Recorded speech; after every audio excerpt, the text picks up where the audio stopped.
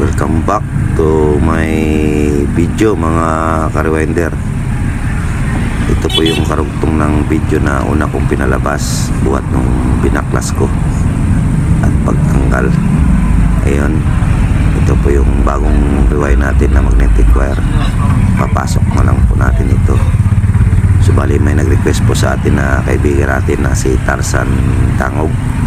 So ito na po, pinakita ko na po itong video na ito kung paano ipasok yung magnetic wire sa electric motor. So yan po, tanda ko pong pinapasok yan para hindi masugatan yung magnetic wire. Yan, nakikita nyo. Overtimean ko po yan sa gabi. So yan, kung nagustuhan nyo yung video, comment lang po and share lang po.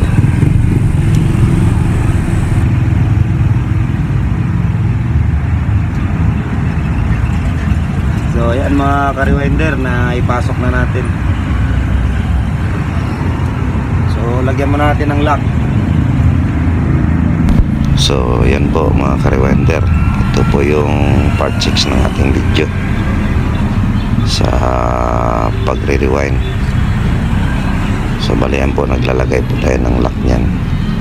Bali support po yung lock na yan para hindi aangat yung magnetic wire at maging secured yung windings natin.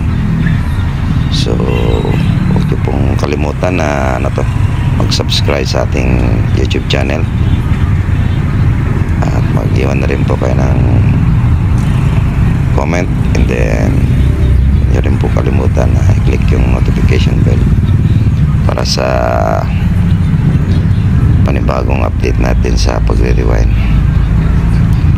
So yan po, bali naipakita ko na po kung paano tayo mag-rewind ng electric motor.